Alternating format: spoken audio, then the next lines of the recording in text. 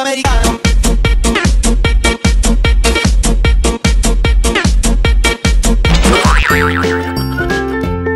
Sportscard here, hayaan niyong i-welcome po kayo dito sa aking bagong segment na tinatawag kong Kwentong Barbero. Disclaimer lang guys, 50% true at 50% false ang kwentong ito, o 75% at 25%, o 90%, 10%. Basta! Kaya nga Kwentong Barbero eh. Hayaan niyong i-share ko sa inyo ang mga kwento ng aking kabataan. Tama, narinig niyo, kwento ng aking kabataan. Matanda na kasi ko eh. Kaya simulan na natin. First year high school ako at lagi ako nagpapagupit sa parlor noon. Take note na kaya ako nagpapagupit sa parlor kasi meron silang tagagupit doon na maganda. Babae itong tinutukoy ko ah. Kaya every 2 weeks, naging habit ko nang magpagupit doon sa parlor na yon. Pero one day, kailangan umatid ng lolo nyo ng isang party. At dahil gawlak sa oras, kailangan maaga ako magpagupit para maka-attend ako ng party. So, nagpunta ako doon sa parlor. Sa kasamaang palad, wala yung chicks na maganda. Pero, yung may-ari ng parlor, natatawagin sa pangalan Jenny, ang nagsabing, "Pogi ako na magugupit ang buhok mo."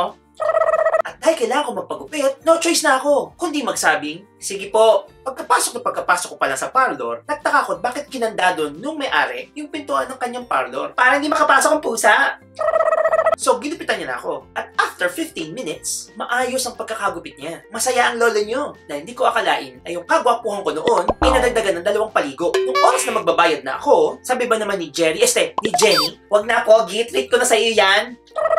At dahil kulipot akong mabait akong bata, sinabi ko na lang na, "Salamat po." Pero hindi nagtatapos ang kwento ko dyan. Bigla-bigla sinabi niya na lang na, "Pogi, mag-CR ka muna."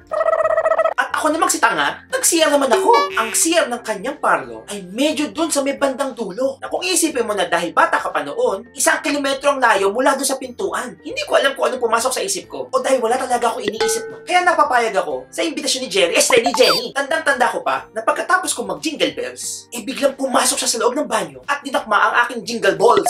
Bigla ako natakot dahil hindi ko alam kung anong gagawin ko. Dali-dali akong pumiglas. Pero dahil 13 anyos ako at si Jenny, siguro 30 mahigit na at medyo malaki katawan, muntik na akong makorner sa banyo. Buti na lang sa pagpiglas ko, nakahawak ako ng gunting at habang patakbo ko sa pinto, sinisigaw ko ito, "Huwag po kayo lalapit! Huwag po kayo lalapit! Huwag po kayo lalapit!" Takot na takot ako nun, bes. At habang natataranta ako na binubuksan ng kandado ng pinto niya, dahan-dahan siyang lumalapit sa akin. Sabay sabing, "Sandali lang ito, Pogi. Bibigyan kita ng 500. Pero blanko ng utak ko. Kailangan ko nang makatakas. Kaya pagbukas ko ng pinto, ay kumalipas na akong takbo palayo doon sa parlor. At alam niyo ang moral ng story na ito? Sa barbero na ako nagpapagupit.